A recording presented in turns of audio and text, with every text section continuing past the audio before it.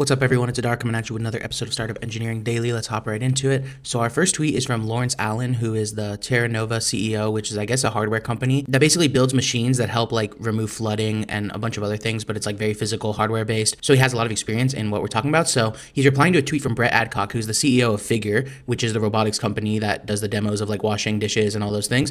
And Brett is announcing this new company called Hark, which is a new artificial intelligence lab building the most advanced personal intelligence in the world. I just thought it was interesting because it was something we've been talking about before, which is that Lawrence says he feels very strongly there's a nobility in doing one thing well that is forsaken when you try to do many. I cannot understand how employees of these companies can be expected to be loyal to a mission when their founder isn't. And then he goes on to talk about like how Elon is a kind of separate situation because he exited to PayPal and then PayPal exited as well. And then he had Tesla and then he had SpaceX because he felt that those were two very specific initiatives that he had to work on. But I just think it's interesting. The more I think about it personally, I am definitely on the side of like you should just do one thing well, and like building a startup is already like over time more than one person can handle. So working on more than one startup doesn't really make sense unless you truly have a team that's outsourcing, and then you're not really running it. You know, it's like the team that you build under you is running it. But if you're in the beginning of your career and you don't have the capital to make those things happen, you're really like handicapping yourself by working on more than one thing at once. And then how do you like cope with the shiny object syndrome and stuff like that too? So my kind of philosophy right now is that if you're the type of personality where you're not worried about letting people down, then basically whenever a new opportunity comes that you really feel is better than the ones that you're working on,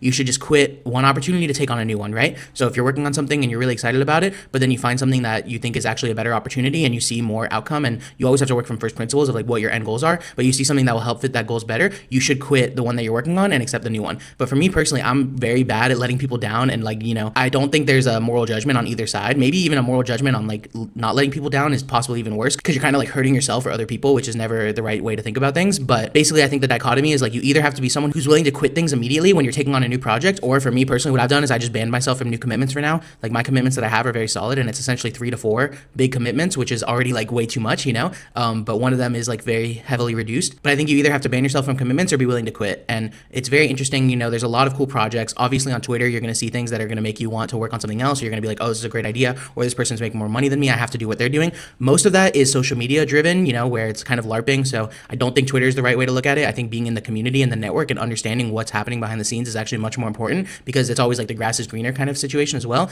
But I just thought that was interesting and something Lawrence is talking about. And I think people can work on more than one company at once, especially someone like Brett, because he's just a fundraiser essentially. Like he's not actually the one doing the engineering behind the scenes. But if you're very early in your career, you know, you can't really do that unless you are also willing to make the investment in like becoming that fundraiser, kind of that person who can do the sales and the higher level thinking and actually hire excellent people to be the ones that they're the ones who are focused entirely on your one company. You know, like you're not going to have an employee who's working for all 4 of these companies probably, unless they're also like high level, you know. So it's kind of an abstraction thing as well. But at the end of the day, the people who are truly delivering like the code and the engineering at the end of the day really need to be focused, in my opinion. Okay.